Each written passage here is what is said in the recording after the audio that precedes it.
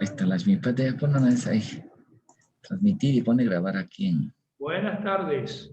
Hare Krishna. Hare Krishna, Prabhuji. Reverencias. Hare Ya no teníamos contacto. Bueno, Haribo. las diapositivas, ¿verdad? Buenas tardes. Buenas tardes a su hijo también. Bien, pero una preguntita. ¿Usted tiene las diapositivas a la mano? Claro. ¿Sí las tiene? A ver, Es mejor que si yo lo puedo manejar de aquí.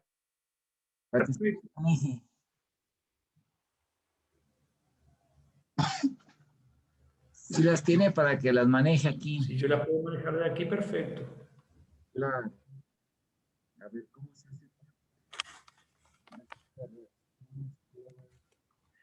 Es mejor si las puedo manejar yo de acá. Ajá. Muy bien.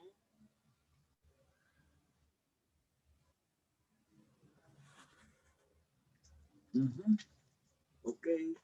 Usted, a ver ya, ¿qué sería? ¿Qué haríamos aquí? Share screen ya con eso, ¿verdad? ¿O tengo que hacer alguna? Ah, usted tiene que poner compartir pantalla para que aparezcan sus diapositivas y así usted las maneja más a gusto. Ok. Sí, así. Ya está grabando. A ver.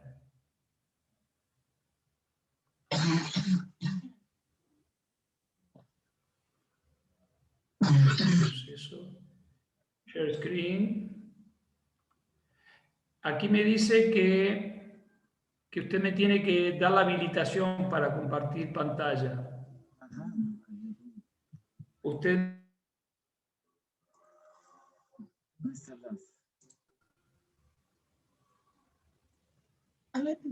A ver si ya. A ver. A ver, Prabhuji. Es que como que se cortó el internet. Ya, ¿verdad?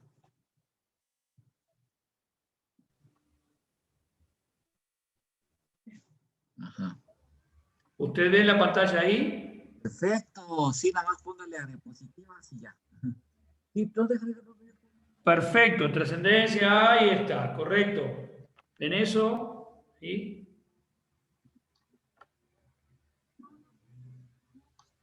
Ok. Muy bien. Bueno, pues adelante. Entonces, Hare Krishna. Buenas tardes Bien. a todos. Un momentito. Vamos a empezar ahora a la segunda parte de la clase que tuvimos, que es el estudio comparativo entre la filosofía de Krishna, ¿verdad? La filosofía Vaishnava Vedanta y el budismo. La filosofía, ya tuvimos una primera parte que hablamos de la escatología, la soteriología o los conceptos soteriológicos de salvación y la vida después de la vida. Un poquito hablamos del budismo, sobre todo la soteriología, ¿verdad? De cómo ellos se buscan hacerse una nada. Y es interesante que tanto los materialistas de diferentes corrientes, materialistas mismos, los del Charvaka y también los Vedanta, los Vedanta y también los cristianos, han criticado al budismo que dicen que hacen tanta austeridad para lograr solamente hacerse nada, lo que el materialista ya tiene de creencia, que ese es su estado soteriológico, después de la muerte entrar en un paraíso de la eterna nada, de la inexistencia. Entonces ellos ya tienen que hacer a través de mucha austeridad y de virtud, ¿no? Entonces esa es la gran crítica que ha habido siempre a ellos. Y los mismos materialistas burdos como los charvacas y los materialistas marxistas de Occidente y, ¿cómo se llama? Existencialistas también criticaron al budismo de eso, de que, ¿verdad? Que ya estaba en ese camino de una manera automática. Pero ahora Prabhu nos va a explicar más, nos había hablado de que iba a hablar de comparaciones, sobre todo del tema de la vida después de la vida, y aquí podemos compararlo con lo que dice el Garuda Purana, ¿verdad? Lo que dice el tercer canto del Bhagavatán y el quinto canto del Bhagavatán. Pero bueno, Prabhu, esto es de usted la conferencia y adelante, ¿verdad? Al final podemos hacer algunas preguntas, ¿ok? Comentarios. Mi reverencia, Prabhu, y bueno, gracias por esta oportunidad de nuevo. Segunda parte, como usted bien decía, vamos a ver en particular el Bardo Todol, que es el libro tibetano sobre la muerte, ¿sí? Muy respetado entre los budistas, ¿sí? Y también con puntos en común con el krishnaísmo y algunos de diferencia. Ya veremos y compararemos, ¿sí? O sea, de la buena comparación surge una riqueza muy grande, ¿sí? Bien, entonces retrocedo un poquitito simplemente para tomar algunos conceptos de Todol, ¿sí? El concepto de nirvana. Habíamos visto, el loto es el símbolo del despertar, el florecimiento del loto representa el momento del nirvana. Pero ¿qué era nirvana? ¿Qué era nirvana? Aquí tenemos, dice casi en los 2/3 de este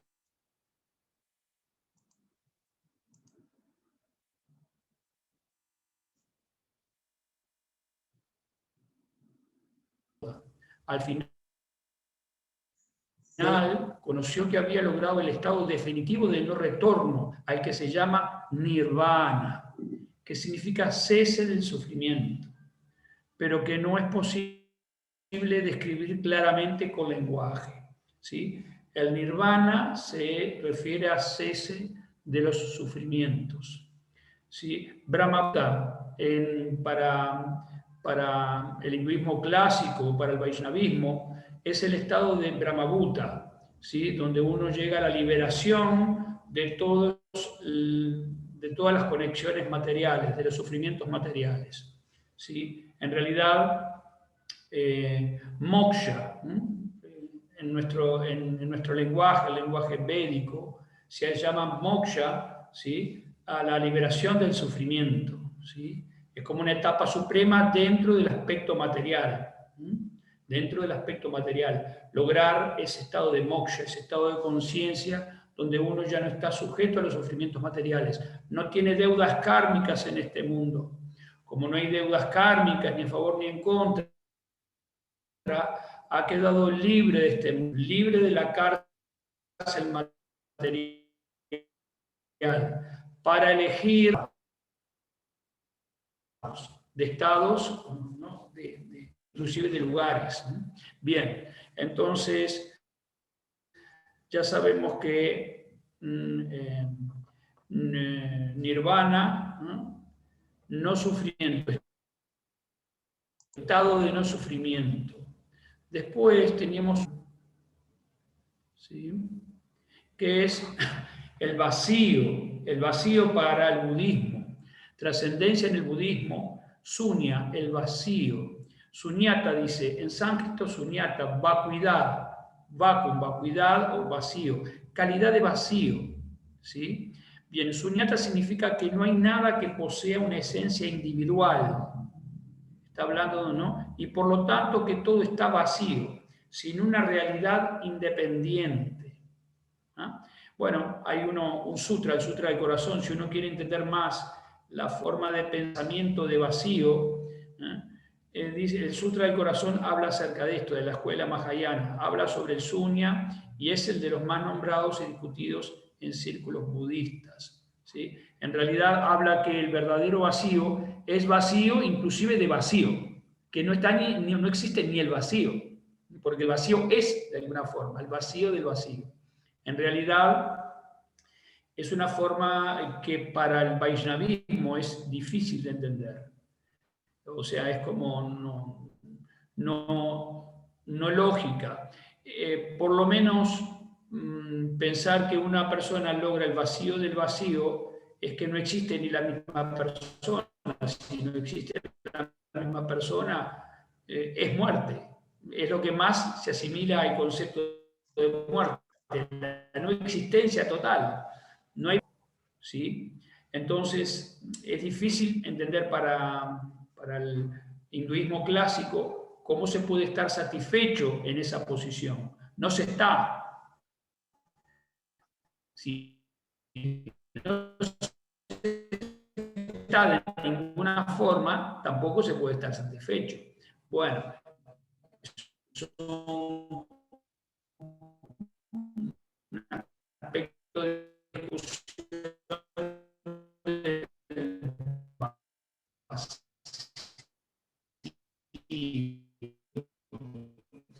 Vamos a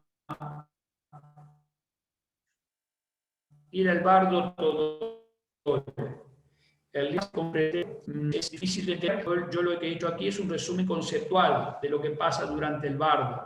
Y vamos a hacer una comparativa con algunos versos del Bhagavad Gita, por ejemplo, donde Krishna habla sobre el proceso de la muerte.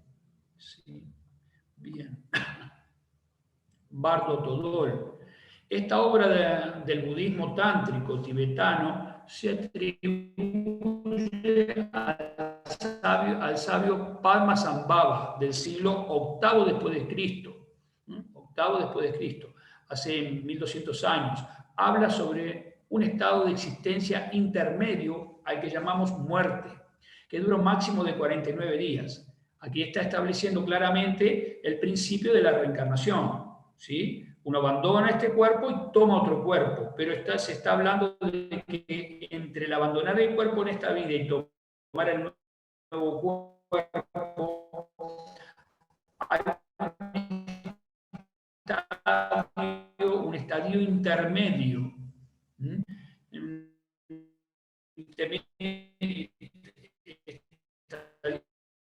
Intermedio, llamado bardo. ¿Sí? Bardo significa estado por ir en medio de la muerte y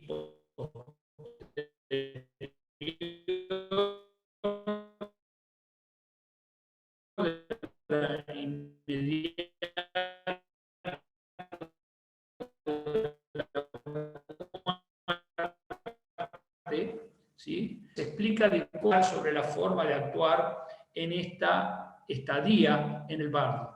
Hay dos formas de escuchar. Primero, oyendo o estudiando sobre este tema cuando estamos vivos, ¿sí? Ahora mismo, durante la vida, como lo estamos haciendo en este momento, ¿sí? Cuando uno lee las escrituras y entiende, comprende, escucha qué pasa durante el proceso previo y durante el estadio de la muerte, puede saber cómo proceder. De ahí la importancia para todo el mundo. En realidad esto nos concierne a todos. Uno podrá creer o no creer o haber alguna inexactitud o no, pero se está hablando de lo más importante de la vida. La vida es una preparación para la muerte, para el cambio de cuerpo, para lograr una mejor vida, liberarnos de todos los sufrimientos de una vez por todas.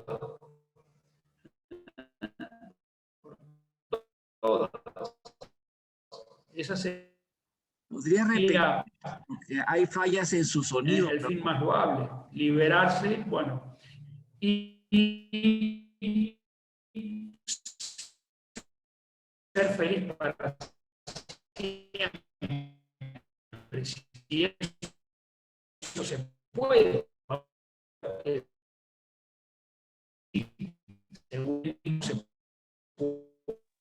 Prabhu, hay muchas fallas en el sonido, creo que va a tener que repetir. Perdón. Hay muchas fallas en el sonido, si usted gusta volver a repetir porque se corte, hace un eco ahí muy raro.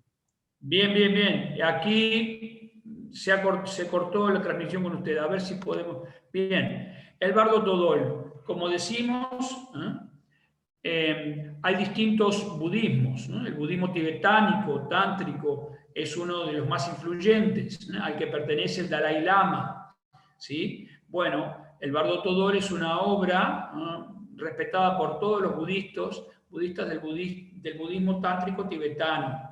Se adjudica al sabio Padmasambhava hace 1200 años. Habla sobre un estado de existencia intermedio al que llamamos muerte, que dura un máximo de 49 días.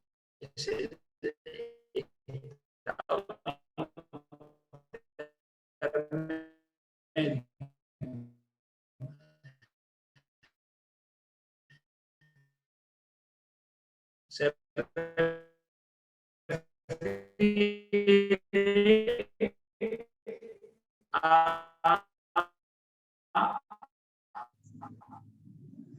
Hay que repetir, Prabhu, otra vez se cortó hace un... entre esta vida hay dos formas. El bardo Todol significa liberar escuchar. Cuando estamos vivos en esta vida, leyendo y escuchando a otras personas hablar sobre el estadio de la muerte, el bardo, ¿sí? Y la otra forma de escuchar de esto es durante los 3 días posteriores a la muerte, cuando un se encuentra entre el proceso de muerte. Eso es algo muy importante. Ahí sí hay variedad reconocido por los Vaishnavas que no todo el mundo pasa por el mismo proceso, ¿sí? Pero para las almas comunes, ¿sí? Cuando se abandona el cuerpo, está confundido,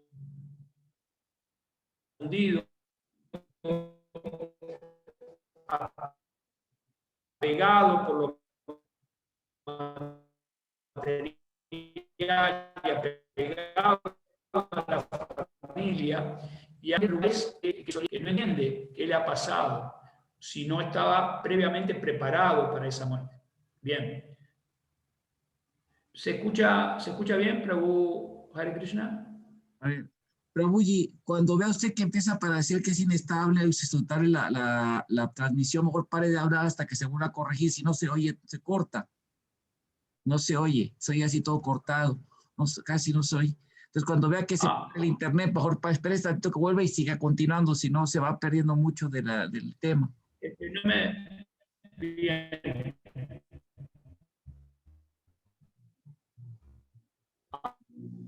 Ahora sí se escucha.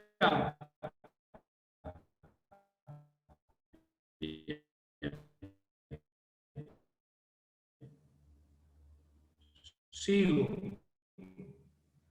Hablar al cuerpo, adelantado, un familiar querido, instrucciones al difunto de cómo proceder.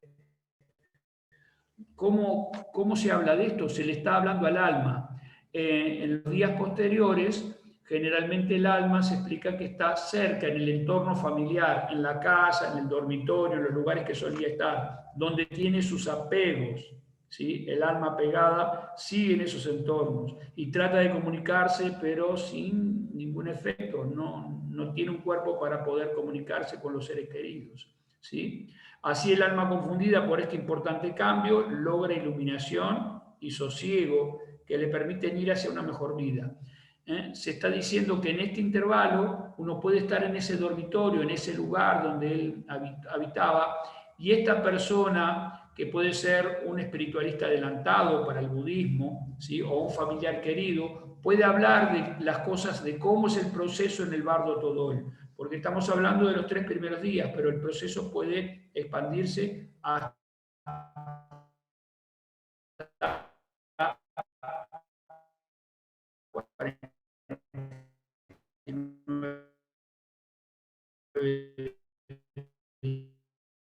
días.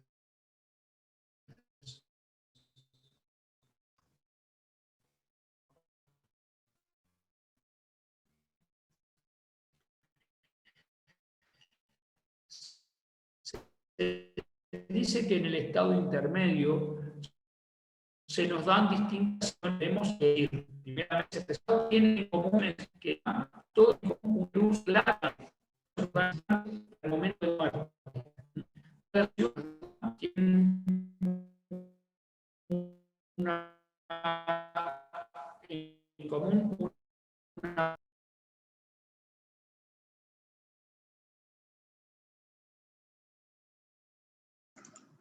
Al parecer se le cortó la señal a Prabhu Lakshmipati y es difícil seguir. Vamos a ver si mejor la posponemos.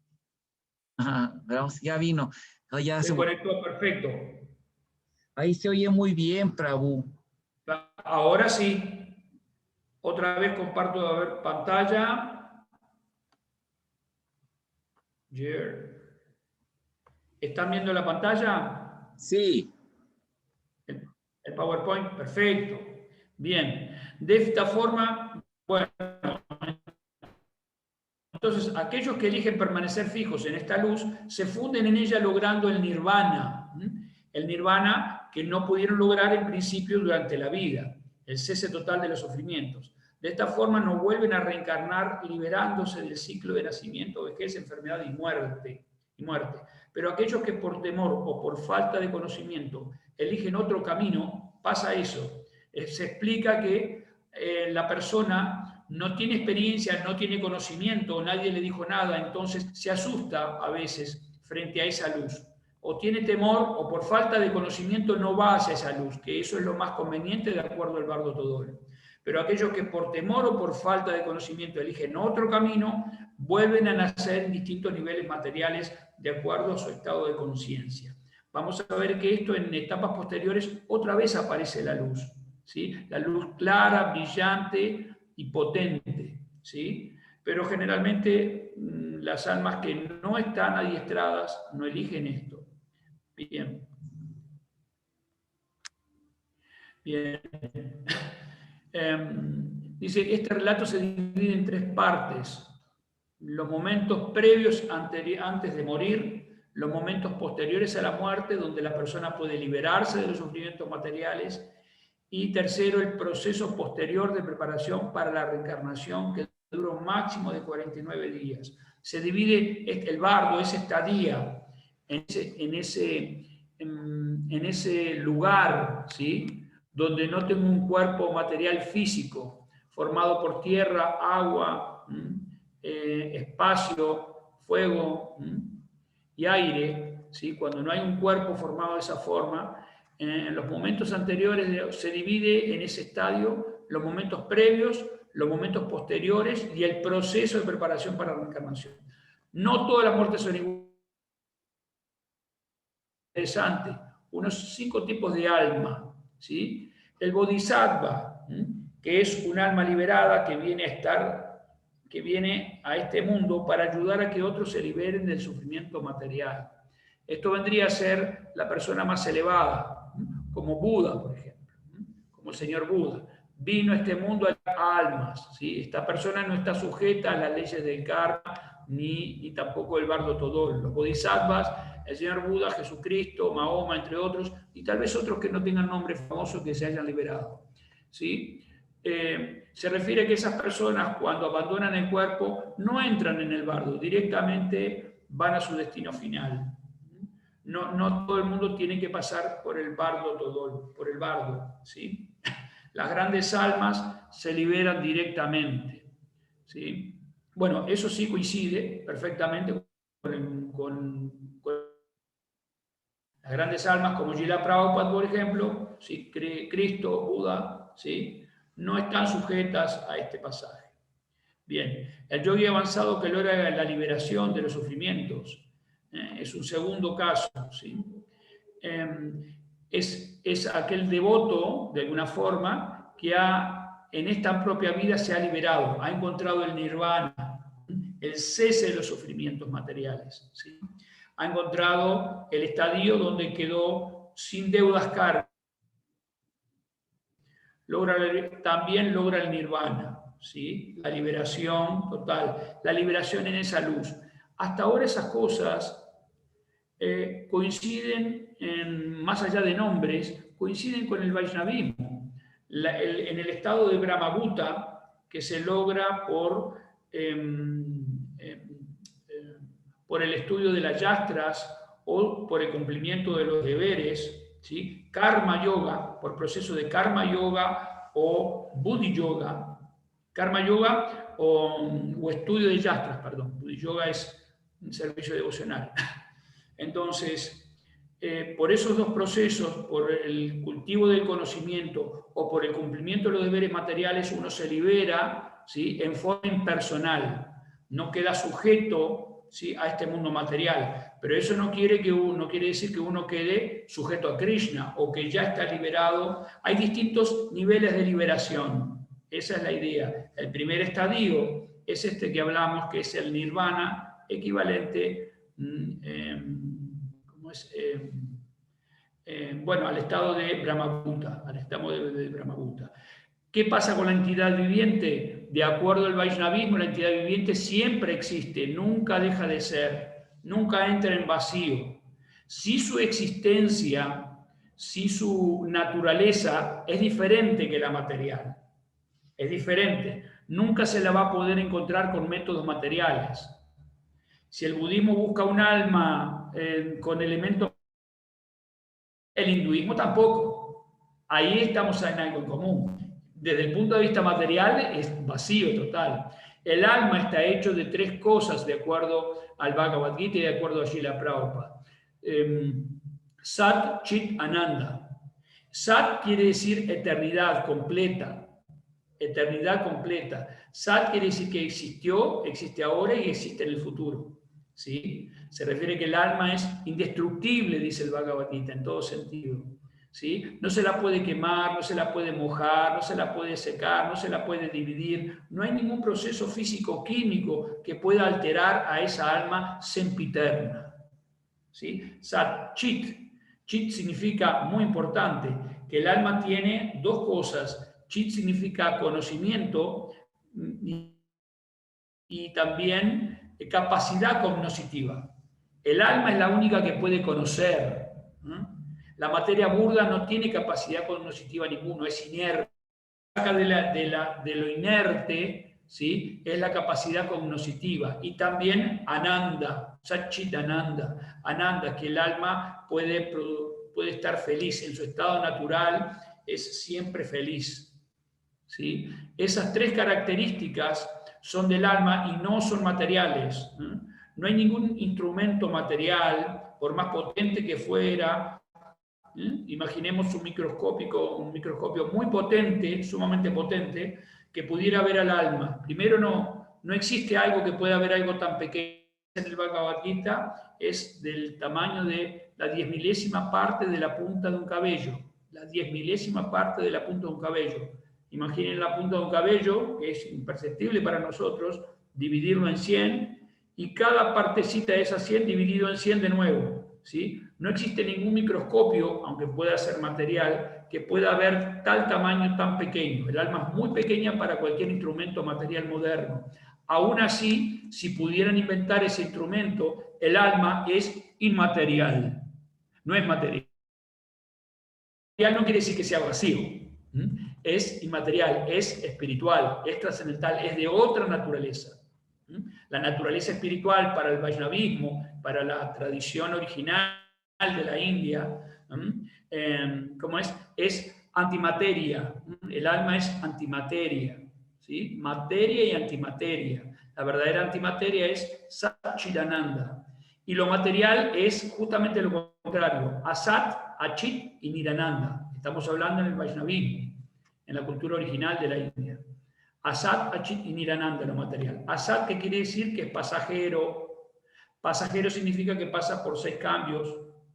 Nace, crece, se desarrolla, tiene algunos subproductos como hijos, libros. Luego envejece, enferma y muere. Eso pasa con un ser humano, con un animal, con una montaña. Todo lo material pasa por esos 6 cambios. Es Asat, el mundo material. Achit. Achit significa que no tiene capacidad cognitiva y no tiene conocimiento, es inerte.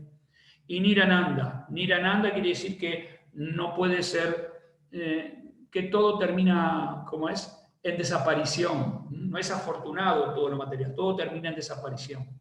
Desde ese punto de vista coincidimos con el budismo. ¿Sí? Lo material desaparece, ¿sí? Lo material desaparece continuamente.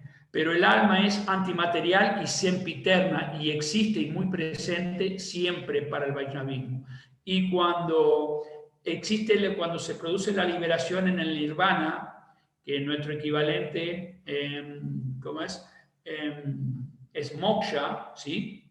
Moksha. Y no alcanza un estadio superior, no ha logrado con el aspecto personal, va a formar parte del Brahmayoti, ¿sí? Esa luz que habla el budismo, esa luz brillante y clara, es comparada con el hinduismo, ¿sí? Original, con la luz del Brahmayoti. El Brahmayoti es la refulgencia natural del Señor Krishna, la refulgencia natural del Señor Krishna. Un gran Vaishnava dijo mi querido Señor, por favor, quita esa luz iluminante, esa luz brillante de mis ojos y permíteme ver tu cuerpo trascendental amoroso. Tu cuerpo trascendental amoroso. El Vaishnava pide, ¿sí?, que esa luz brillante no lo deje ver y pueda ir más allá de esa luz donde está el Señor Krishna. Entonces, cuando uno tiene la liberación impersonal por estar libre de las ataduras materiales, pero no llegar a una relación personal con Krishna o con sus devotos, forma parte del Brahmayoti, forma parte de esa luz brillante, formada ¿por qué? Por las entidades vivientes, las jivas, ¿sí?, que son muy luminosas, ¿no? Se describen en el Bhagavad Gita, son brillantes, en la entidad viviente, la jiva. Bien, está formado por eso. Dice el yogi intermedio, bueno, así que después dice, el yogi avanzado que logra la liberación de los sufrimientos, el nirvana durante la vida. Le llama aquí el yogi avanzado a el que se libere personalmente, ¿sí? El yogi intermedio que se libera dice, inmediatamente después de la muerte, mediante su inteligencia. Para esto debe hacer la transferencia de la conciencia momentos antes de la muerte, cuando todos los signos de la muerte están presentes. Aquí se habla mucho de elementos materiales. Estos signos son de dos tipos, lejanos y cercanos en el tiempo. Bueno, hay detalles de que habla el Bhardo Todol, de signos previos a la muerte, previos lejanos, ¿sí?, de algunos meses, y luego previos inmediatos, ¿no? Por ejemplo, ¿sí?, previos sentidos a la muerte. Tener hipo de forma continua, dice el Bhardo Todol, cuando se defeca o se orina. Esos son indicios de 3 a 6 meses previos a la muerte. No sentir el zumbido que se escucha al taparnos los oídos. Perder el sentido del gusto del olfato sin causa. No poder segregar saliva en la boca. Aliento frío. Globos oculares muy hundidos, más hundidos de lo normal. Cambio de carácter, de tranquilo a enojado o al revés. Una persona que está acostumbrada a un tipo de carácter cambia de golpe. Que nos deje de gustar cosas que antes nos gustaban. Inteligencia menos aguda. Las señales, esas son señales lejanas de la muerte. Hay otras señales que habla también. Señales lejanas de la muerte. Las señales cercanas son la disolución de los elementos corporales. Se refiere a qué? A cómo se va dando el proceso de absorción física. Primero se va el elemento tierra. Esto se ve porque el cuerpo adelgaza, cuando uno está previo a un proceso natural de muerte, estamos hablando. El cuerpo adelgaza. Segundo, se va el elemento agua, pues el cuerpo se seca. El cuerpo se seca. Bien. Después se retira el elemento fuego, pues el cuerpo se enfría. Luego se va el aire, cuando deja de respirar y el corazón deja de latir. Esto cuando en esa instancia se considera la muerte clínica. Pero el budismo indica que la conciencia aún no ha abandonado el cuerpo. El alma aún tira el corazón y no respira, dice que aún no ha muerto, aún no ha abandonado el cuerpo. ¿Ya? Pasado un rato aparecen los últimos signos físicos, que es una gota blanca que sale del órgano genital, dice, y una gota roja de la nariz. Cuando esto se produce, es el indicio de que el alma ya abandonó el cuerpo físico. Y decimos que abandonó el cuerpo físico y ahora empieza un proceso diferente para cada alma, ¿sí? Después dice aquí, vamos a ver de eso. El yogi que necesita escuchar cómo proceder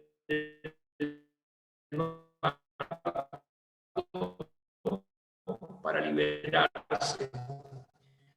Bien. Estamos hablando de los distintos niveles, ¿no? Bajando de nivel. ¿Sí? Ahora vemos el yogi, ¿sí? El yogi para el es muy similar al yogi corporal, ¿sí? Repiten el proceso. Entidades vivientes que están buscando la liberación de alguna forma, ¿sí? Pero esos son los menos. Hablamos de los primeros 4 tipos y son los menos. El cuarto es el yogi que necesita escuchar cómo proceder en el bardo para liberarse. O sea, no se liberó el periodo de cuerpo vivo, entonces en el bardo, antes de esos 49 días, tiene la oportunidad de liberarse para el budismo, ¿sí? Y necesita escuchar cómo proceder. En esos 3-4 días posteriores al que abandona el cuerpo, está en el entorno de la familia, las familiares pueden hablar o como es devotos avanzados de acuerdo a su religión, también le pueden hablar de cómo proceder, qué es lo que va a pasar en este proceso, se le habla en cuanto a eso. Aquí se indica algo en común en el proceso del bardo, ¿sí? De estadio intermedio entre 2 vidas, ¿sí? Hay distintas etapas. En lo que sí se coincide fuertemente es en Yamaraj.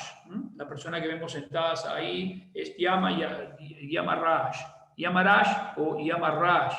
Yama es muerte, muerte. O también Yama es lo que no se debe hacer, ¿sí? Pero Yama es en sánscrito muerte. También significa lo mismo para el budismo. Raj, el rey de la muerte. En ese estadio, en ambos, las personas que no se han liberado, las personas que tienen muchas deudas materiales, ¿sí?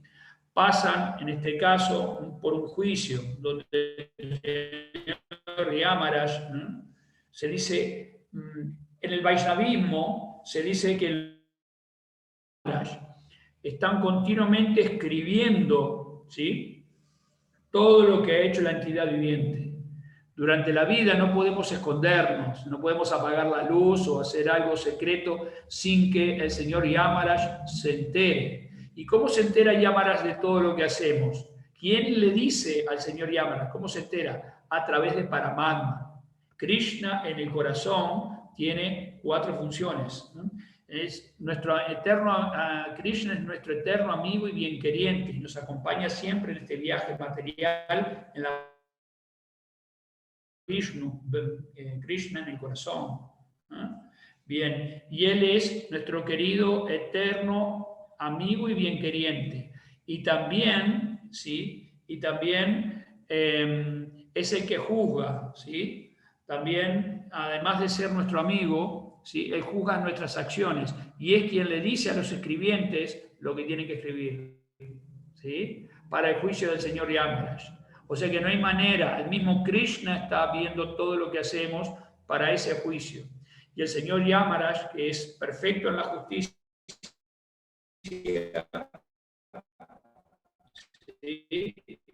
es el que juzga. Yamaraj parece malo, puede parecernos, ¿sí? Ni lindo, ni agradable, ¿sí? Es justo, es injusto. Por ejemplo, en el Vaishnavismo, Vidura, bien, un tío, ¿no? Es una reencarnación, ¿sí? Es una reencarnación del señor Yamaraj. Bueno, tienen varias reencarnaciones también es el padre de Yudhishthir, el mayor de los Pándavas, ¿sí? Fue Yamaraj, el rey de la muerte, es el padre de Yudhishthir. Está muy interesante inclusive la muerte de Yudhishthir, hablando de Vaishnavismo. ¿Cómo muere Yudhishthir? No muere. En realidad pasa de una etapa a otra. Los Pándavas se retiran después de un tiempo, ¿sí? Y comienzan a caminar hacia el norte, la muerte de los Yatrias, ¿sí? Y van muriendo todos los Pándavas, inclusive la reina Draupadi los acompaña en ese abandonar total, caminando hacia el norte hasta buscar la muerte. La vida es la muerte tradicional de los Yatrias. Y así lo hacen los Pándavas. Primero abandona el cuerpo Draupadi, luego Nakula, Sahadev, luego Bhishmadev, luego Arjuna, y finalmente queda solo Yudhishthir queda solo con un perro que se camino. un perro no varía mucho, ¿no? Aparentemente no. Entonces, y lo acompaña, y él sigue camino hasta que se encuentra, ¿cómo es? Con el rey de los planetas celestiales, Indra, ¿sí? E Indra dice lo saluda como un gran noble, a Yudhishthir, y le dice, ven conmigo, lo sube al carruaje, vamos a los planetas celestiales, tú eres una gran personalidad, ven con nosotros. Bueno, gracias, va a subir, pero estaba el perro al lado, y dice, y me viene acompañando y quiere subir, no, pero donde vamos no, los perros no van. Entonces Yudhishthir dice, no, este perro me ha acompañado y me ha buscado refugio. Él me ha buscado refugio y yo no lo puedo abandonar. Entonces no puedes venir, dice. Bueno, se va, ¿no?, el señor Indra y sigue caminando hacia el norte. Tiempo después vuelve de nuevo, ¿sí? Le dice, pero mi querido Yudhishthir, tú tienes que venir con nosotros, ¿sí? Eres una gran personalidad, tus hermanos te están esperando, ¿sí? Los planetas celestiales te han ganado la gloria. Ven con nosotros. Sí, pero voy con el perro. No, el perro no, yo no lo puedo dejar. Y una tercera vez viene de nuevo, ¿sí? El señor, Indra, y cuando viene esa vez dice, yo ya te he dicho, le dice Yudhishthir, yo no voy a abandonar a este perro, soy un yatria, quien busca refugio en mí, yo no lo puedo abandonar. Y en ese momento el perro se expande y es el señor Yamarash, su padre. Dice, has pasado la gran prueba, tú eres un gran protector, ¿sí? No dejas ni a un perro humilde tirado en la calle. Así es la muerte de un yatria, o un yatria cómo protege, cuando buscan protección en él, realmente de corazón, se siente obligado naturalmente, no importa en qué cuerpo esté esa entidad viviente. Pues bueno, también lo tiene, ¿cómo es? El budismo tiene al señor Yamarash, ¿no? Dice que son como piedras, cuenta las actividades pecaminosas con piedras negras, y va saltando, ¿sí? Y cuenta las actividades piadosas con piedritas blancas, como si fuera una balanza, ¿sí? Y después toman sus decisiones. Bien, también para el bardo Todol hay en distintas etapas distintos grandes bodhisattvas, ¿sí? Que tienen aspecto bondadoso y algunos aspecto terrorífico, ¿sí? Que asustan. Pero son todas pruebas durante el bardo para ver qué calidad de alma es, ¿sí? Explican que todavía uno en ese estadio de hasta 49 días puede tener una salvación mejor, dependiendo de la actitud que tenga, ¿sí? Bien, entonces finalmente, bien, quería decirles esto, algunos versos del Bhagavad Gita que hablan acerca de la muerte, ¿sí? Bhagavad Gita 16-18, ¿sí? Krishna hablando acerca de la muerte, de un ejemplo de muerte. 16-19, dice lo siguiente. Aquellos, dice Krishna en el Bhagavad Gita tal como es, capítulo 16, texto 19, a aquellos que son envidiosos y malvados,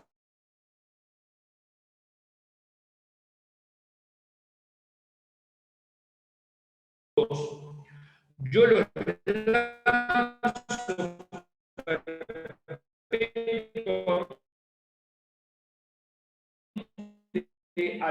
hay juicio completo para todos. Las entidades vivientes que son muy malas no pasan ni por un juicio, directamente las mandan a su destino final. Aquellos que son envidiosos y malvados, que son los hombres más bajos de todos, yo los lanzo perpetuamente al océano de la existencia material en varias especies de vida demoníaca. Aquí se ve claramente qué es lo que toman en cuenta para un juicio. Si uno es envidioso y es malvado, si uno siempre quiere lo de los demás y actúa de mala forma con respecto a los demás, eso es lo peor para una reencarnación.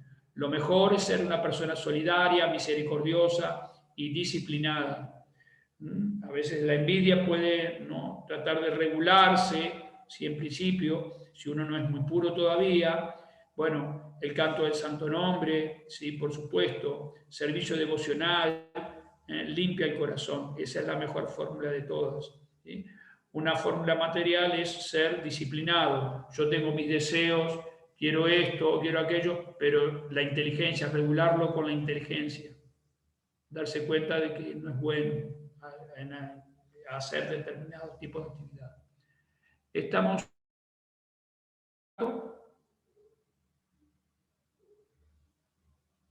Hare Krishna Prabhu. ¿Ah, sí? ¿Estamos en contacto? No le escucho porque tiene el micrófono cerrado. Aquí estoy escuchando, Prabhu. Sí, ya le quité el micrófono. Es que no quiero que... Bien, perfecto. Adelante, sí. Oga, bien, texto 19, texto 20, naciendo 16, 20. Naciendo repetidamente entre las especies de vida demoníaca, oh hijo de Kunti, estas personas nunca pueden acercarse a mí. Gradualmente ellas se van sumergiendo en los tipos de existencia más abominables que existen.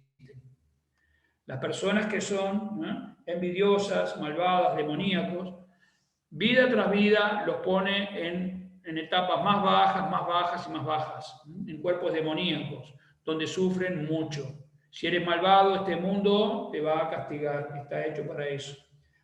Está hecho para aprender que uno debe ser solidario, disciplinado, limpio y veraz. Debe tratar de relacionarse con los demás como una familia, ser como una familia. En la familia hay que colaborar. La primera prueba espiritual que uno tiene, yo le llamo la primera escuela espiritual en la que uno asiste, es la familia, el lugar donde nació, la familia de sangre, ¿sí? Donde uno debe ser colaborativo, ayudar, ¿sí? Ser disciplinado. Bueno, te dice, bueno, correcto. Después les quiero decir tres condiciones excelentes o muy buenas, ¿sí? Del alma. Si bien estamos hablando de las personas más bajas, qué es lo que le pasa, ni siquiera entran en el bardo en los juicios, directamente van a sufrir en cuerpos bajos o en lugares o grandes sufrimientos. El Srimad Bhagavatam, canto 5, habla de los 26 niveles de infierno que existen en este mundo material, de acuerdo al tipo de actividad pecaminosa, ¿sí? que realizó en vidas anteriores, es el tipo de infierno que le toca. Srimad Bhagavatam, canto 5, se habla de los 26 niveles de infierno o formas de infierno, Hablamos de lo más bajo, pero ¿qué es lo mejor para la muerte? Cuando uno es devoto, los 3 niveles en el Bhagavad Gita, Krishna dice, habla de referente a los 3 niveles de devoto y cuál es el destino de ellos. Devoto se refiere a personas que adoran sinceramente, ¿sí? Adoran a Krishna, siguen a Krishna. En particular, que son amorosos con los devotos de Krishna, ¿sí? Aquellas personas que son devotos con Krishna son muy considerados por Krishna. Krishna dice, no es mi devoto el que es mi devoto, el que se dice mi devoto, sino el devoto de mi devoto. Le da especialmente importancia al sadhusanga, al relacionarse dulcemente con devotos, porque esto es un tema familiar. Cuando uno encaja en la familia de Krishna, automáticamente Krishna lo lleva a su nivel, a la prueba en este mundo. Cuando uno encaja con los devotos es la gran prueba, ¿sí? Entonces dice lo siguiente Krishna, ¿no?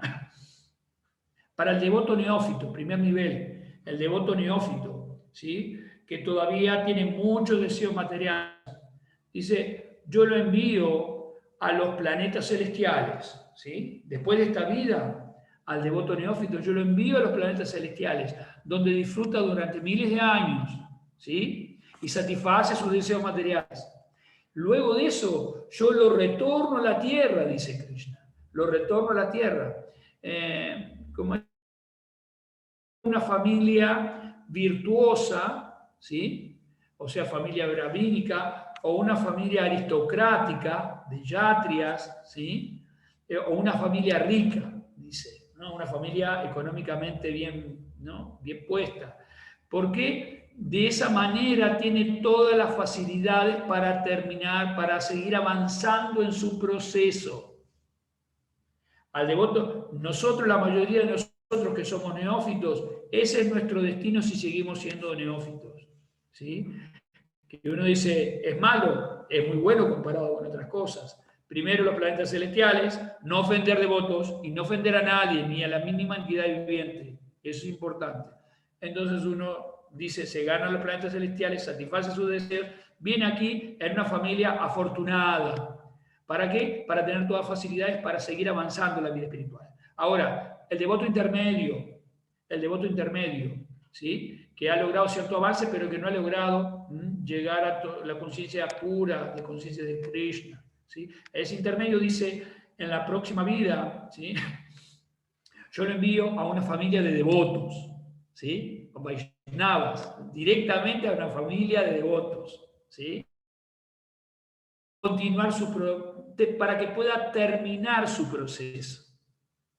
Para que pueda terminar su proceso. Ese es el devoto intermedio. Y finalmente, ¿sí? Con el devoto autorrealizado, directamente lo traigo conmigo. ¿Sí? Lo traigo conmigo. Los tres destinos del devoto. ¿Sí? Muy importante eso. Bien. Bueno, se pueden decir más cosas acerca de esto, pero vamos a comentar algún otro tema y después una pregunta. Escrituras budistas, ¿sí? Las escrituras budistas. Dentro del budismo sagrado, inalterable, como en el cristianismo, islam o inclusive en el hinduismo. Esto es un tema importante. No existe la noción de libro sagrado inalterable como el cristianismo, islam o inclusive el hinduismo. ¿Por qué? Por un dicho de Buda, en cierta forma, una mentalidad que tiene el señor Buda. Dice aquí en negrita, no crean nada por el simple hecho de que muchos lo crean o finjan que lo creen. Créanlo después de someterlo al dictamen de la razón y a la voz de la conciencia. ¿Sí? Aquí el señor Buda está hablando de tener una conciencia crítica, científica, no de ofensor, ni para con las escrituras, ni para con los superiores. Pero dice claramente que a todos esos estudiantes no crean nada por el hecho o finjan que lo creen.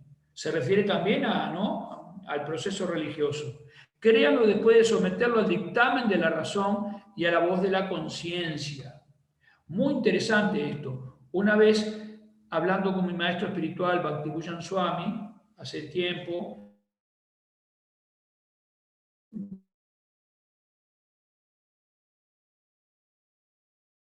me gustan los festivales que hacen, me gusta el prayada, tomar alimentos que hacen los devotos, me gusta mucho la distinción, escuchar, pero nada de eso me hace devoto.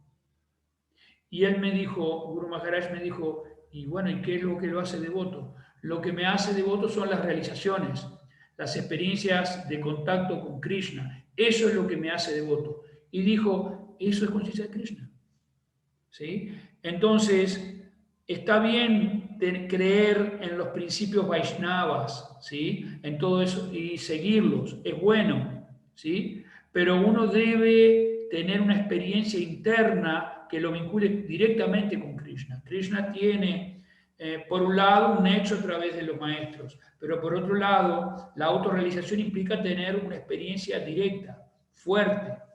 Por más grande que sea la relación con el maestro, debe haber en algún momento ese nexo, donde uno aprende a caminar en la vida espiritual, ese nexo directo.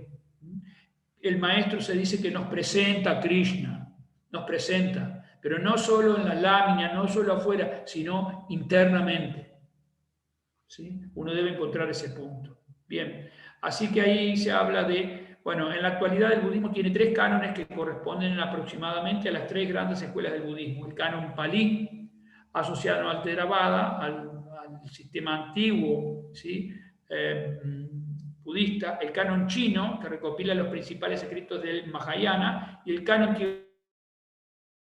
del Brahayana. Bien, habla de 3 escrituras en general, pero que son dinámicas, ¿sí? Que eso no son, tienen un cierto dinamismo. Los más conservadores son los Theravadas. Bueno, aquí se habla de distintos, de la estructura del canon Pali, de distintas estructuras que contienen, ¿sí? Algunas de las escrituras más notables del budismo. Quería hablar algo sobre el Dharmapada, ¿sí? Algunas de las escrituras más notables del budismo actual, el Dharmapada. El camino de la rectitud, el camino de la rectitud. 423 sutras sobre ética atribuidos al señor Buda, ¿sí? Bien, les voy a hablar algo sobre esto. Bueno, vamos a ver esto. El Dalai Lama, líder del budismo Vajrayana tibetano, ¿sí? El Dalai Lama. Bueno, es muy popular, ¿sí? Frases del Dalai Lama, frases de la mente, ¿sí? Hay distintos tipos de pensamiento, frases de la mente. Si dominamos nuestra mente, vendrá la felicidad. Esto coincide con el Vaishnavismo. La mente es el último elemento. La mente es a partir de lo que uno entra a la mente, de lo que entra a la mente, de lo que la mente está pensando. La mente tiene 3 funciones: pensar, sentir y desear. ¿Sí? Cuando nos dominamos nuestros pensamientos, sentimientos y deseos, ahí somos felices. Pero, de acuerdo al Vaishnavismo, hay que hacer todo un proceso completo. Bien, frases de afecto. Todas nuestras vidas empezaron con el afecto humano como primer soporte. Los niños que crecen envueltos en afecto sonríen más y son más amables. Generalmente son más equilibrados.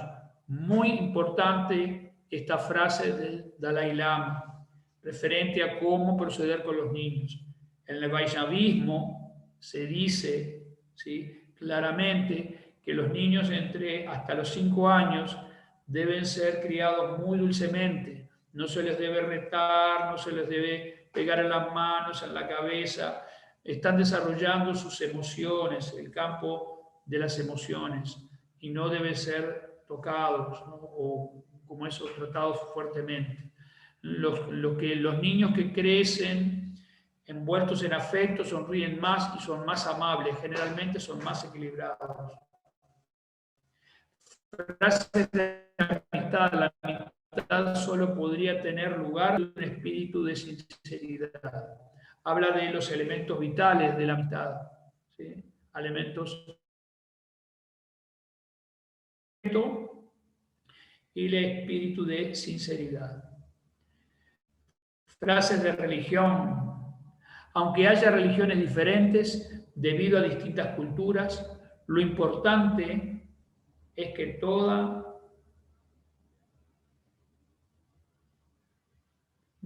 aunque hayan religiones diferentes debido a distintas culturas, lo importante es que el objetivo principal, ser buena persona y ayudar a los demás. Bueno, en eso coincidimos plenamente. Frases de enojo: el enojo, el orgullo y la competencia son nuestros verdaderos enemigos. ¿Sí? La codicia, ¿sí? Kama, kroda, loba. Kama, deseos desenfrenados. Loba, codicia. Kroda, ira. El deseo, la ira y la codicia uno debe, para el Vaishnavismo, controlar. Esas son las puertas del infierno, se dice. Uno no debe tocar esas puertas. Si uno domina sus deseos, su codicia, y esas cosas hacen de que uno tenga una vida más sana, con mejor karma. Bueno, dejamos por aquí preguntas, comentarios.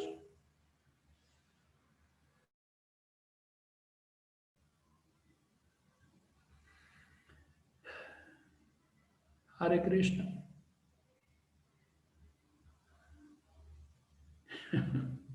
Hare Krishna. Preguntas, comentarios o, bueno, usted Okay. mismo. Bueno, mire. Yo no lo estoy escuchando. ¿Ya me escucha? ¿Sí me escucha? ¿Sí me escucha ya? Ahora lo escucho. Ya, ok. Bueno, Prabhuji, aquí cuando se maneja el concepto sunya, es el concepto nihilista, ¿verdad? Un concepto de nada. O sea, sunya es equivalente a nada.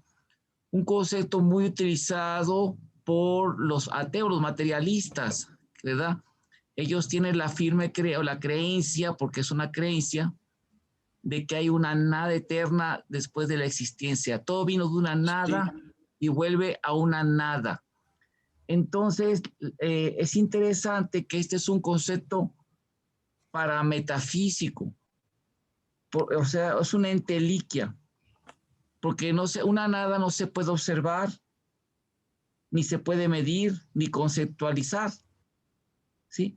Entonces, es Sí, desde el punto de vista científico no existe. Exacto. Lo que no se puede medir, no se puede observar, no se puede ver, no tiene sentido científico. Para la ciencia moderna no lo tiene. Ellos manejan mucho ese hablar de la nada y todo eso, o sea, pero la nada... Esa nada, el vacío del vacío.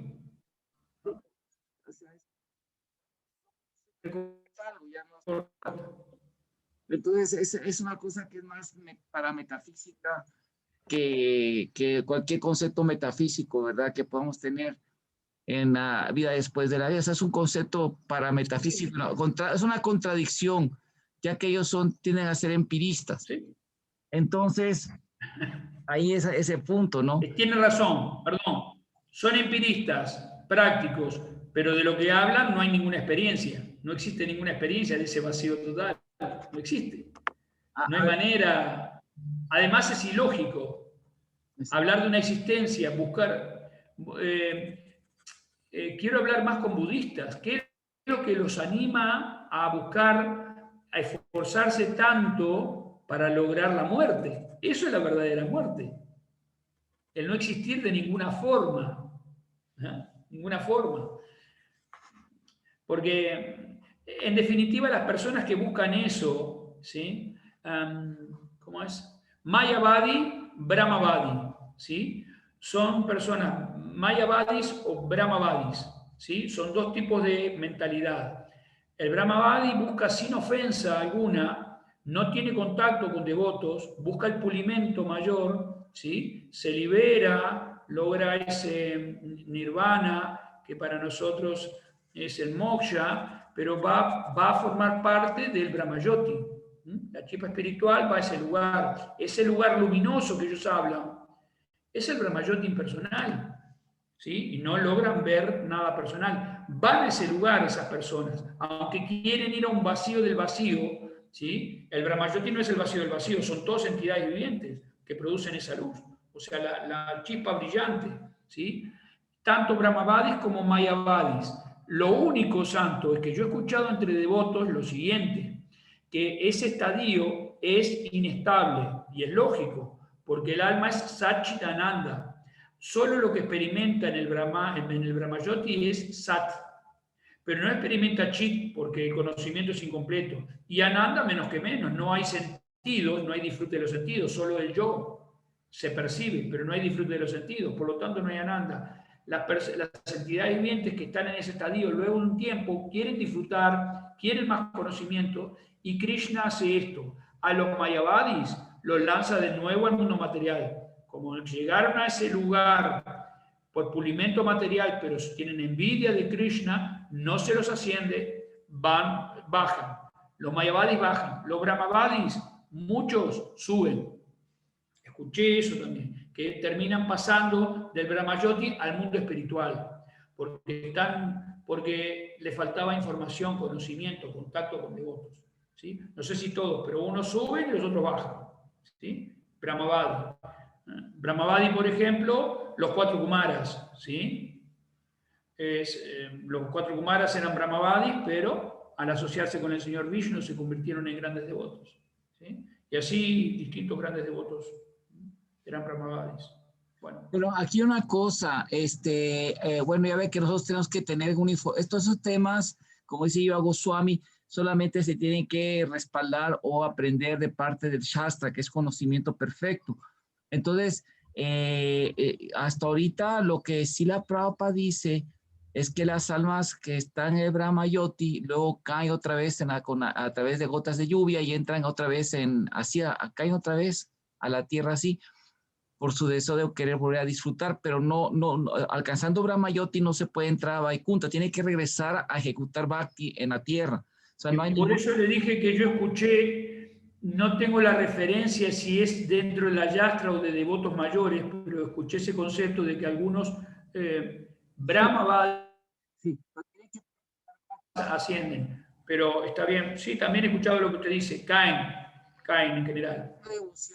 Pero hay 2 tipos de entidades vivientes claramente ahí. Están los Brahmavadis que no son envidiosos, le falta información. Y los Mayavadis sí, listo.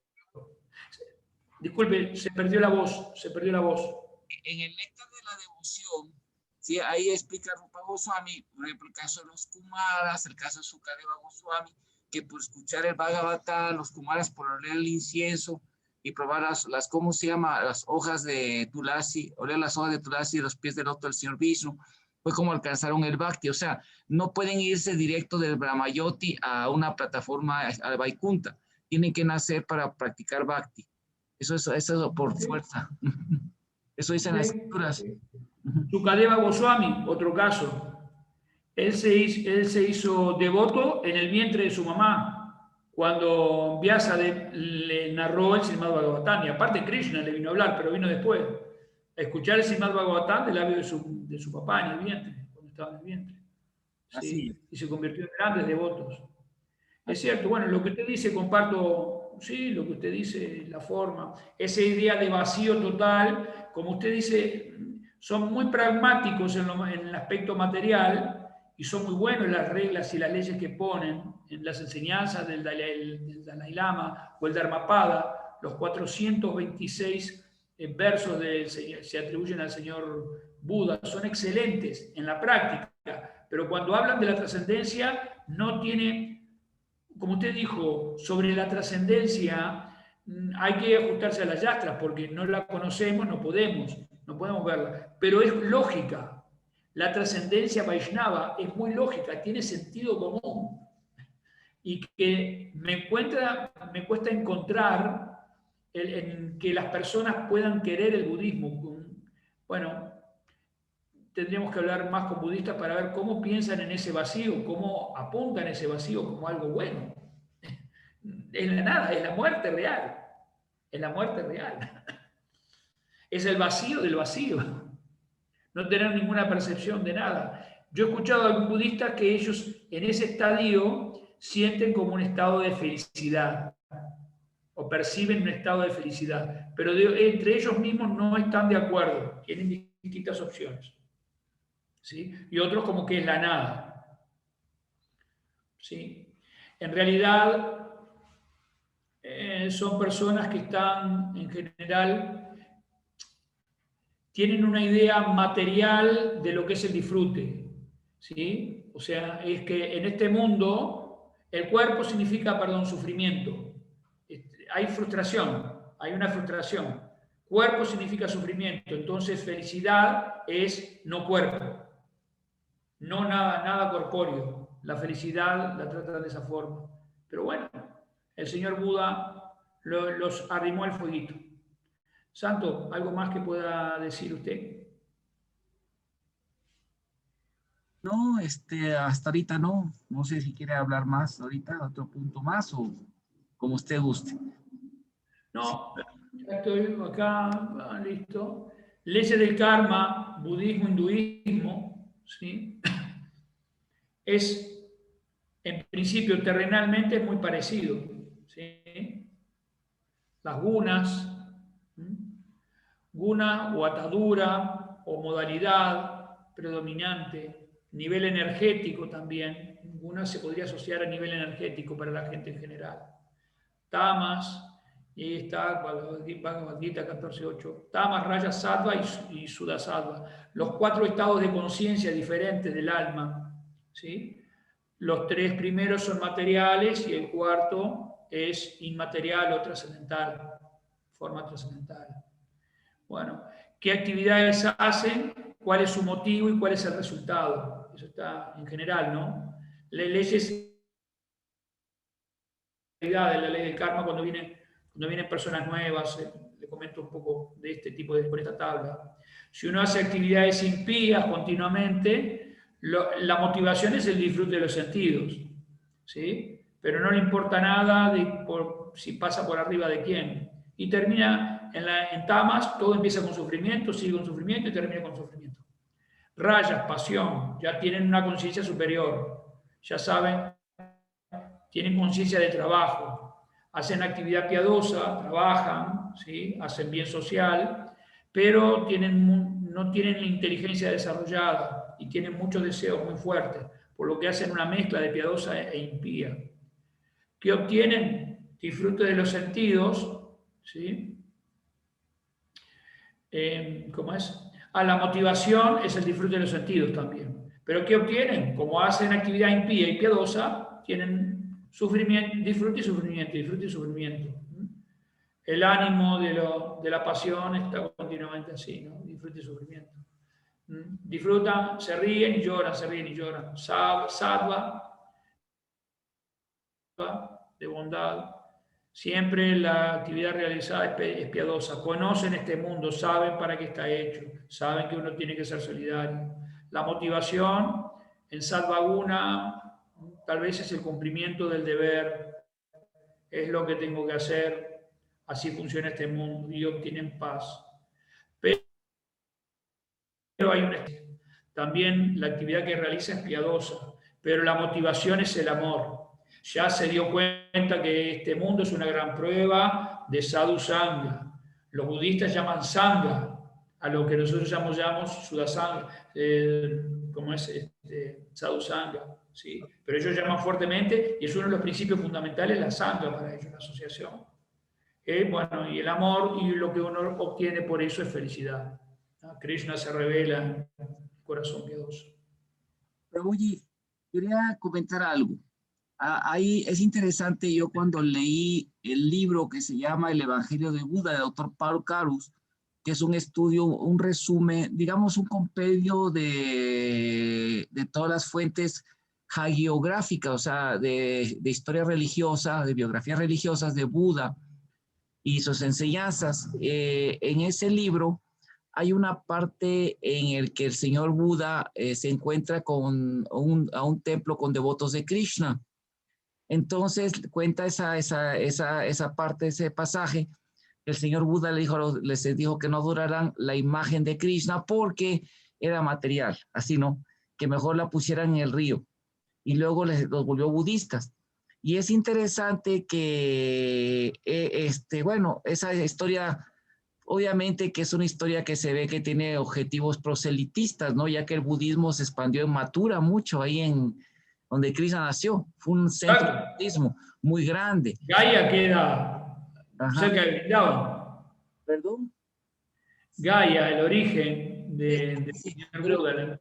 Pero exactamente como estaba en la donación de Krishna, Mathura. Como lo siento cortado. Sí, en Mathura, ahí se fue la voz. O sea, Mathura fue un gran centro de budismo por un tiempo. Sí, sí.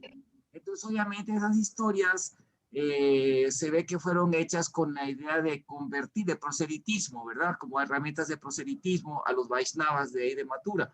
Pero aquí viene una cosa interesante, que es un hecho que en esa época, como usted lo explicó en la primera conferencia, había gente que comía carne y es posible que hasta eso lo ofrecían a la deidad, y claro que Krishna dijo, póngalas en el río, porque cuando las deidades se quitan, sí, se ponen en el río, cuando son profanadas o algo así, se ponen en un río. Tal vez la estaban adorando de una forma totalmente incorrecta. Es una forma de verlo, es cierto. Sabe que yo hablé, bueno, hablando con distintos budistas del vegetarianismo, ellos mismos no tienen un mismo criterio. Algunos grupos consideran para como una condición para entrar al grupo el ser vegetariano. Otros dejan opción y otros, o sea, es como que no hay un criterio general, pero es un tema extrañísimo porque ahimsa, ¿cuál es el concepto que ellos tienen de ahimsa? Ahimsa es no violencia innecesaria en contra de toda entidad viviente. En contra de toda la entidad viviente. El devoto corre una cucaracha, corre una hormiga porque lo tiene que hacer, pero si puede hacer, evita matarla. No sé. Es como que no coherente con lo que Buda decía de alguna forma, ¿no? Se ha expandido y se ha liberado mucho. Lo siento cortado. Se cortó. Hay un maestro budista, un Roshi, que se llama David Kapleau, y él creó un libro que se llama El vegetarianismo en el budismo. Y en los textos más antiguos, más ortodoxos, ahí viene mensaje del señor Buda que habla de no matar animal ni comer carne. Y él explica que, por ejemplo, inventaron o mal tradujeron en otros idiomas, ¿no? Que no eran sánscrito, que cuando Buda partió, le dieron carne de cerdo y por eso dejó ya, o sea, fue cuando dejó el cuerpo. Pero los textos no dicen carne de cerdo, dicen súcara mádava, no súcara mansa. Súcara mansa es carne de cerdo, sino súcara mádava significa un tipo de papa, un tipo de camote, sí, que se llama, que le gusta mucho a los cerdos, súcara mádava. Entonces, él no comió carne. Y sí, luego ya como pasó con el cristianismo, ¿verdad? Que también lo adulteraron y ahora sí, para seguir con sus gustos, algunos budistas distorsionaron eso, ¿verdad? Ya entraron en una heterodoxia. Y otro punto importante, hay otro pasaje muy famoso de Buda que una vez le pregunta uno de las personas que llegó a ser su discípulo, le pregunta, que le dice, oye, ¿existe el Supremo Ísvara? Y que le dice, mira, si una persona va y le avientan un flechazo y la hieren con una flecha, es importante saber dónde vino la flecha. ¿Quién te tiró la flecha? ¿Un brahmana, un kshatriya, un vaisya? ¿O quitarte la flecha y dejar de sufrir? Y de esa manera lo dijo que no era importante Dios. Y yo me acuerdo que una vez comentando esto en una clase, parece que no tengo conexión, en una clase comentando esto con mi maestro espiritual, me acuerdo que él dijo, bueno, dice, pues están tirando más flechas y es importante saber la causa, porque si no te quitas del lugar, te van a seguir llegando flechas. O sea, sí, o sea que son argumentos así como para, ¿cómo le diré? El señor Buda no se puso a contestar perfectamente el tema, ¿no? Y hay otro pasaje en que llega una persona que era atea y le dice, no existe el Ísvara, no existe Dios. Y dijo Buda, le dijo, ¿cómo sabes tú que no existe Dios? ¿Cómo sabes? Y lo cuestiona y lo refuta, ¿no? Y luego llega otro que era muy teísta y le dice, no, dice, ¿tú cómo sabes que existe?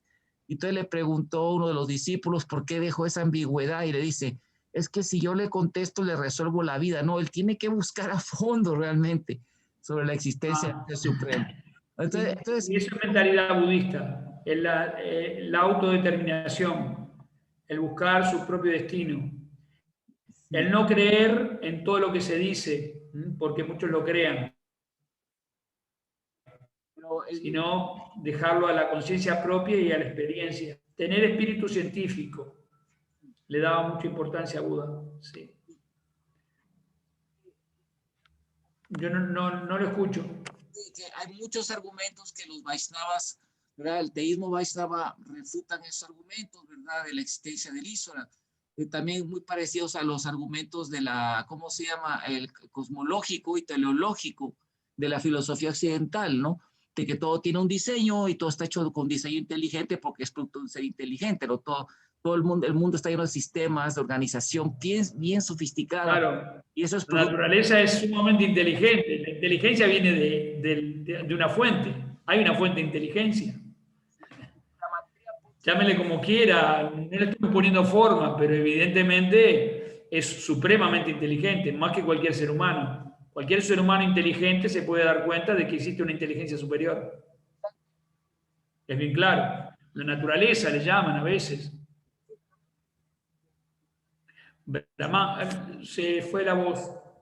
Sí, que Se hay fue un la voz. diseño inteligente, por eso se le llama la sabia naturaleza, porque hay una sabiduría detrás de la naturaleza.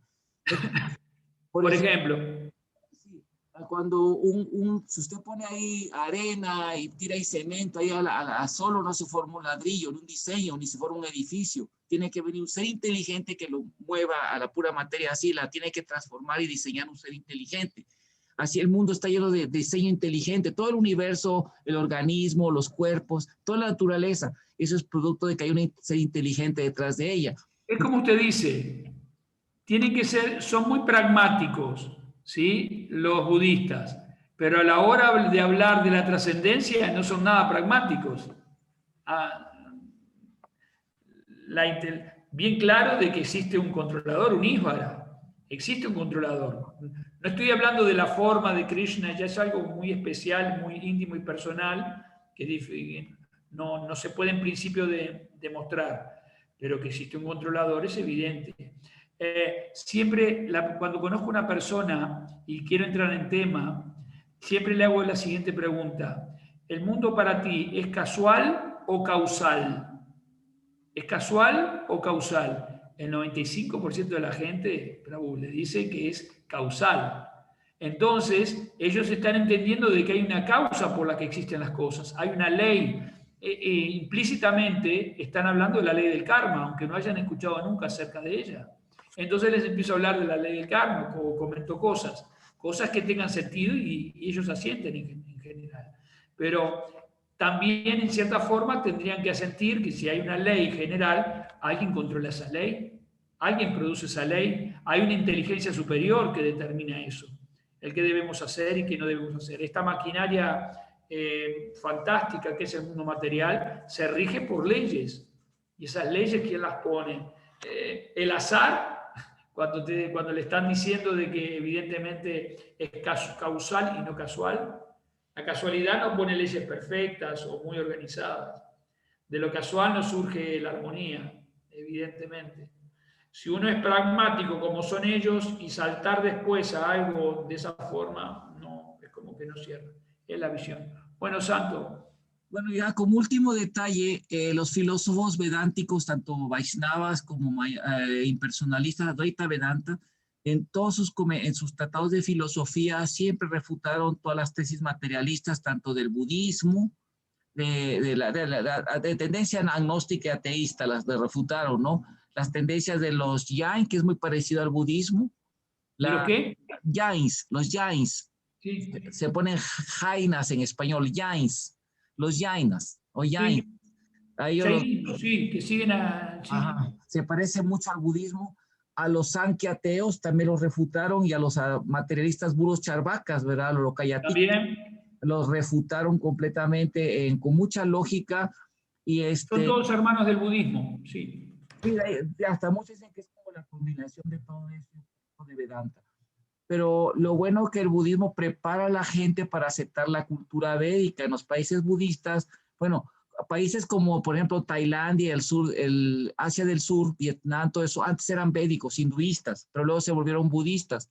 Sin embargo, China y todo eso, sin embargo, ellos aceptan por la tradición, ya saben que es el karma, ya saben que son las gunas, y cuando uno aceptan a los devotos por su ropa, o sea, a los sannyasis, ¿verdad? A los brahmacharis, con ese respeto que tienen, a los brahmanas, porque ellos tienen ya la cultura, las bases de la cultura védica, y en ese sentido permite más fácil el diálogo y también el acercamiento a ellos, ¿verdad? Eso es lo bueno del budismo, trajo cosas, elevó a la civilización, a un nivel de civilización mayor a las gentes, ¿verdad? Para aceptar así, prepararlos para aceptar Como más. usted dice,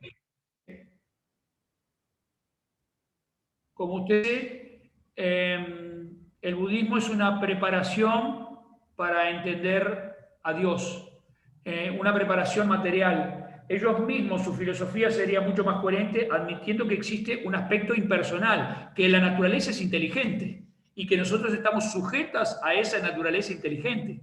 Y esa inteligencia es suprema en muchos aspectos, ¿no? Entonces, el admitir eso sería ya tener una idea teísta impersonalista.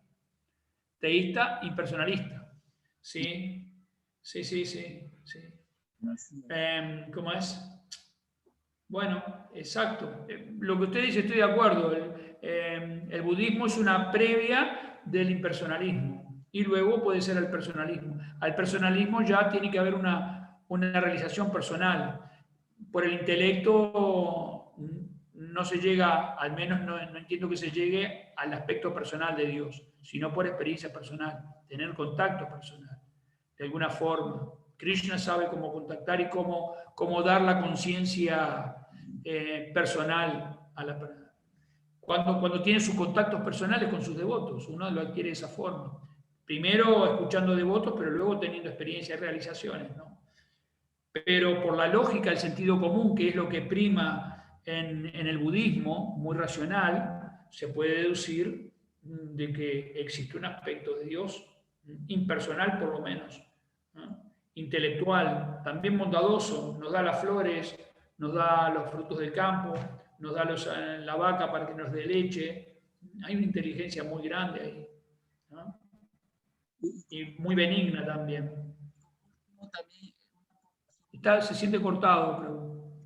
Último, una aportación muy grande del budismo es que gracias al budismo da evidencia histórica de Krishna y su influencia en la cultura en donde el budismo predicó, y al grado que, como por ejemplo en Japón, Krishna es reconocido como uno de los bodhisattvas, ¿sí? Y en varios textos de los Jatakas y el Dharmapada está lleno de parafrases que dijo Buda del Bhagavad Gita, y ¿cómo se llama? Y el Sutra Pitaka, la Lita Vitsara, habla directamente de Krishna como una figura divina histórica, ¿no? Persona divina histórica. Y le digo, el budismo japonés lo considera un bodhisattva, Kanu, que es un nombre de Krishna, Kanaya, Kanu bodhisattva, ¿no? Y tiene murtis de Krishna con su flautita, su Sudarshan chakra, su flor de loto, su caracola, así está Krishna, ¿no? En el budismo. Y en Todai, en el templo de Todai, que son los principales templos, está uno en Kioto y otro en Japón, en Sodai es el gran templo budista.